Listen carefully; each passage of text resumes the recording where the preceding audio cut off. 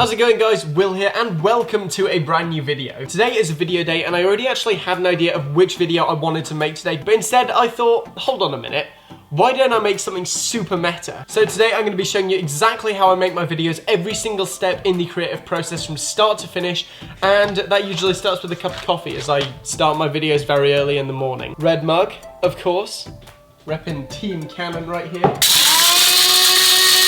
The noise is deafening! These are fantastic if you like to grind your own beans, but don't want to make an enormous jug of coffee. There we go. Taste test. Perfect. Okay, now it's time to head to the studio, and I will meet you guys back there. Okay, so we are back in the studio. Now, the first thing that I always like to do whenever I make any of my videos is I like to have a clean, decisive plan of exactly what the video is going to be about. Otherwise, it just ends up like a complete mess. There's stuff in there that definitely shouldn't be in there. It's just a much cleaner creative process if I write down everything. Now, this might include a script, but recently I've moved away from doing full scripts. I've moved more towards bullet points. And not only does this simplify things, but it also humanizes my presentation. So instead of like this robotic delivery of exactly what's on a script, I sort of talk more normally, and then I can edit out anything I don't need in post. Another thing I like to write down before I start any of my videos is my gear list, so I know exactly what I need, I know exactly what I'm going to be using in the video. That's usually like a tripod, slider, microphone, GorillaPod, lighting. Anything that I use gets put on this list, and it's all color-coded, like that. I usually do all of this in Google Docs. I know a lot of people prefer to write these by hand, but me personally, I like to keep my digital life simple because I know if I do these lists in the Google Docs suite, I'm gonna have them on my iPad, I'm gonna have them on my computer, I'm gonna have them on my phone.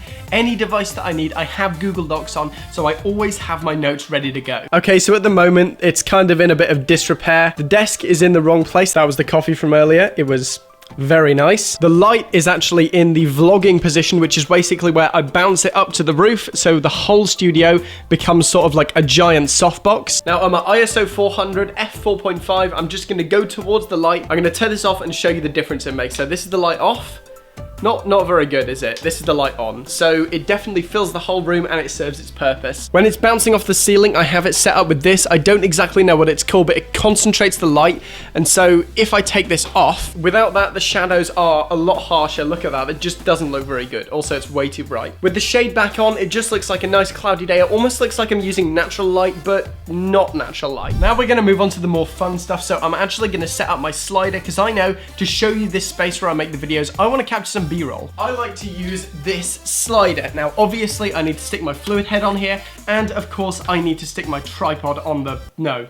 I need to stick the slider on the tripod. That's the proper way to say it. This is a mini carbon fiber slider. It was pretty affordable. It wasn't the cheapest one, but because it's carbon fiber and ball bearing, you can get some really lovely smooth pans. Whenever I'm working inside, I definitely prefer sliders over gimbals. They're cheaper, easier to set up. I don't have to rely on a battery, and it's also easier to make these smaller, intricate movements. So without further ado, let's set up this slider and capture some B-roll of the space that I make my videos in.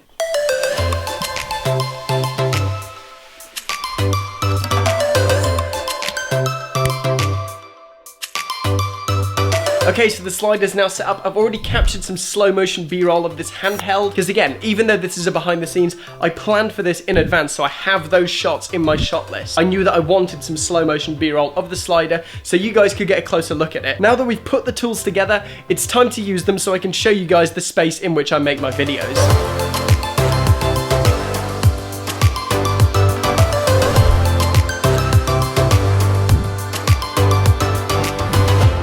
Okay, moving on to the next step. Now, this usually involves tidying up. I like to keep my space as clutter-free as possible, so I always have plenty of space to work with whenever I'm making my videos. Being cramped in the space where you're working, especially a space as small as this, really isn't fun, so it's generally a good rule to put things away as I work. Thank you for your service, slider.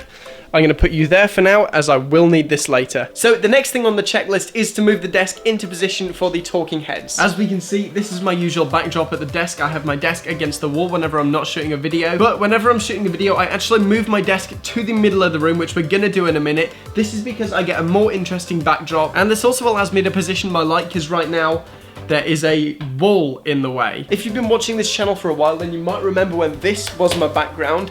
However, there's a problem with that. You see, I would love to use my wall and my desk as my background. However, this wall is actually, I think it's called chipboard. And when we point a light towards it, even with this super soft light, it just creates these horrible looking shadows. Soon enough, that's going to be fixed. I'm actually going to strip these walls soon. Then I'm going to like fill this background with lights. It's going to look amazing when it's done. But as of now, I have to work with what I have. So I actually use this window. Whenever I'm shooting my talking head sections, these blinds will always be down, and depending on the look I want my videos to have, depends on how open or closed these will be. For example, if it's a nice cloudy day, I'll have these closed about this much, but if it's a nice sunny day, I will open them up all the way. This is simply because when they're open all the way, they create this amazing looking white light. It just looks incredible. On cloudy days when they're open all the day, it doesn't necessarily look that good, but when it's sunny, damn. Hold on, ready? So fun. Now, the next step, as I said before, is to move the desk into position. I have to be super careful here because I have my iMac on the desk. That will be a very expensive drop. This isn't Linus Tech Tips though, so we're gonna do it properly. We're just gonna move the desk like this. Perfect. Now, the next step usually for me is setting up my background. Here we have my camera, an old broken MX Master. I've broken like 3 of these. For some reason, I just can't keep them. Nice plan for a splash of color. A Sony battery that shouldn't be there. I don't know, it's just also storage, I suppose. Canon lens cap, again, shouldn't be there. This light, however, is magical.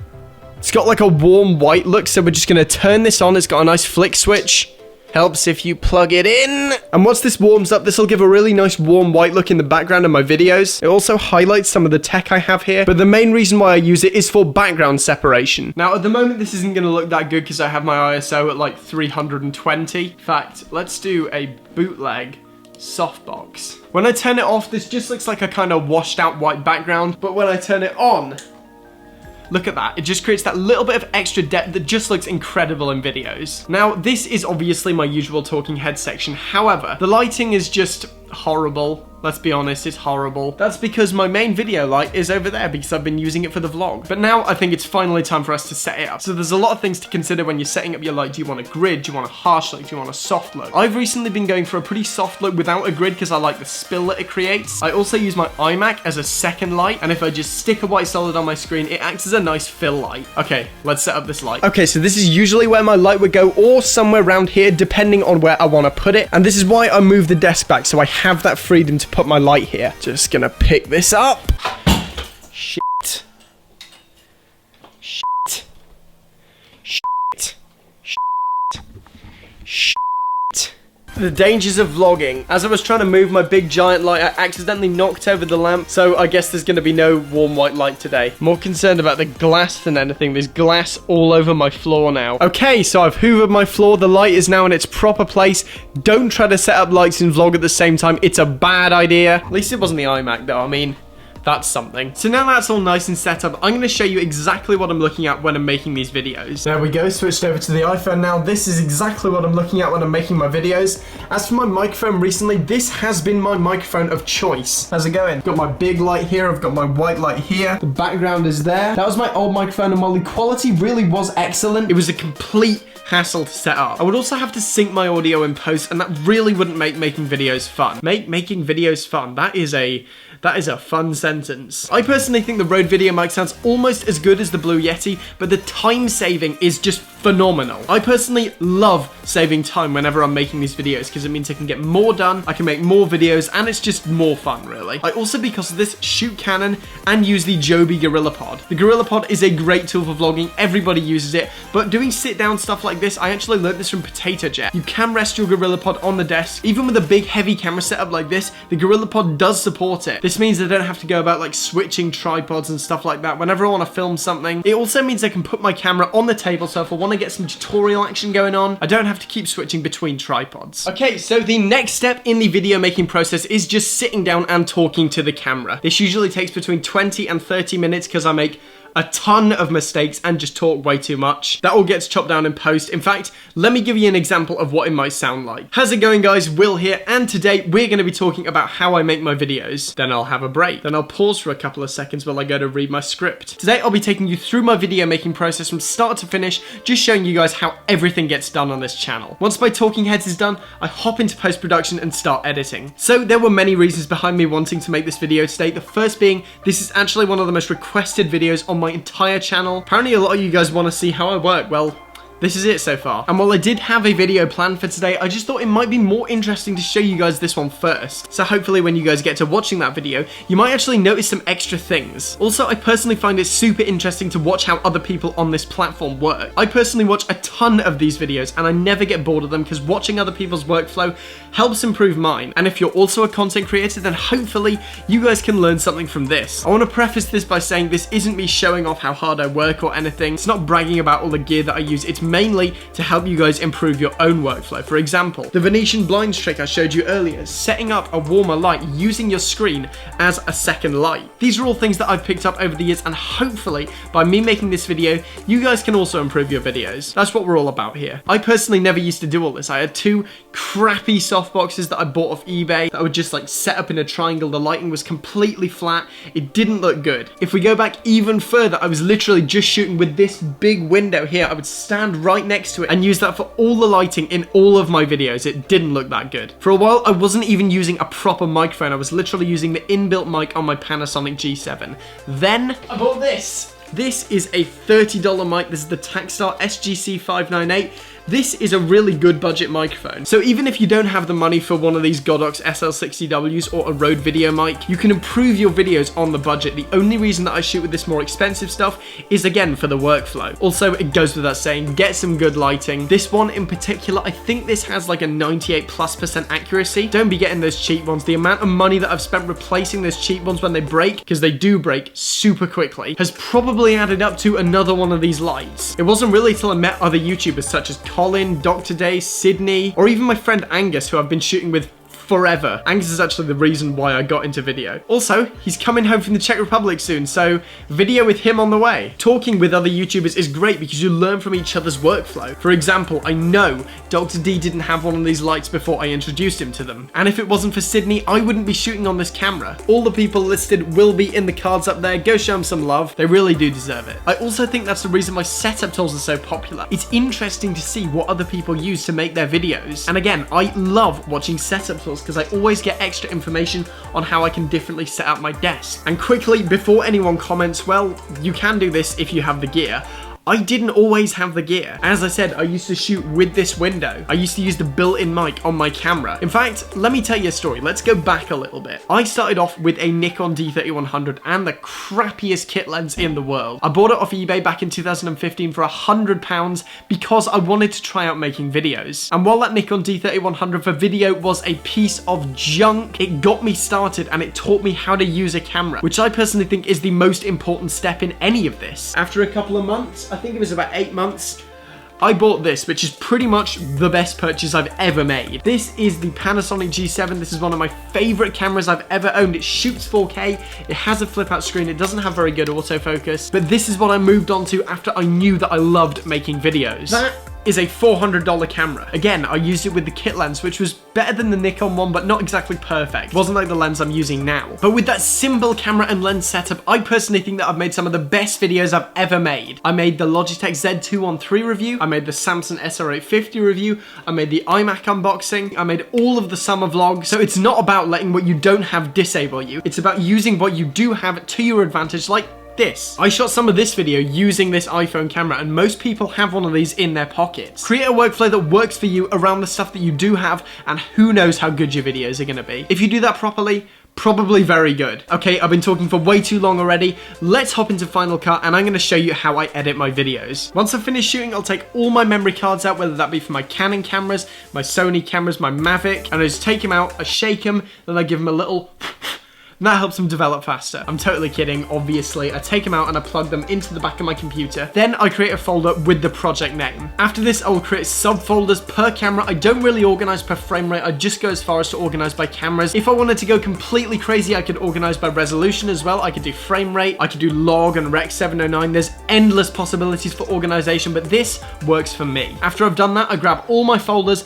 and then drag them into a fresh new Final Cut Pro library. I'll create a project. For example, this one's probably probably going to be in 16:9, but a lot of my videos are also in 18:9 or sometimes 21:9, depending on how crazy I want to go. From there on, I dump the talking heads on first, always do that first. Then I add my compressor preset as well as my limiter preset. The great thing about Final Cut is that it integrates with Logic really well, and the compressor in Logic is just world class. That's why I always think whenever I edit in Final Cut, my audio sounds a little bit crispier than whenever I edit in Premiere. After I've done that, it's time for the rough cut, which is basically me just mashing the keyboard, just deleting clips left and right. Rough cutting is a very messy process. The rough cut of the talking heads will generally take about an hour depending on how many mistakes I made, but after that, I hop right into final cutting. I don't like to cut any B-roll before I get the talking heads perfect, because otherwise that just messes with the pacing, and then if you have to adjust something, you're gonna have to adjust the B-roll. It's just cleaner if you get the talking heads done right first time. After this, I generally move right on into the color grade, as it's a nice break from editing, and for this, I honestly like to use LUTs. I used to grade all manually, but then I realized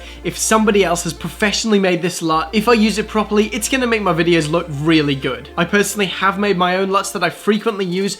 Recently, I've been using a lot of the M31 LUT, but I mix this in with my red light LUT, which you can download there. It makes any DSLR look like a red camera. It's free. Go download it and see for yourself. After this, it's time to cut the B-roll. Now, for my rough cut with the B-roll, I'll generally get it all laid out in the places that I know I want it.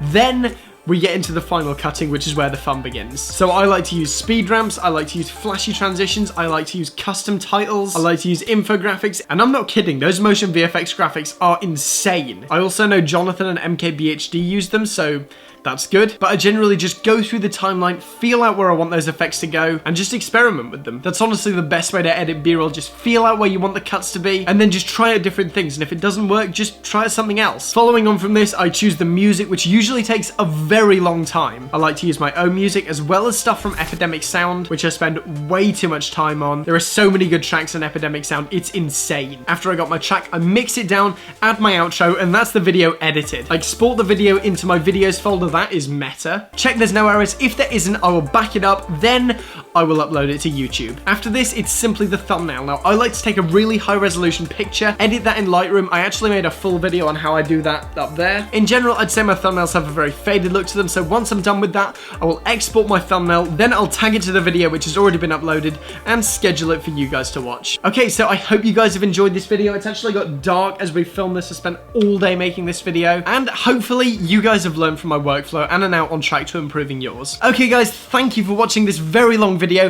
Please remember to like if you want to see more content like this, and smash that subscribe button. I'm trying to hit 10K by the 1st of June, so every single subscription is massively appreciated. I'm done, and I will see you guys tomorrow.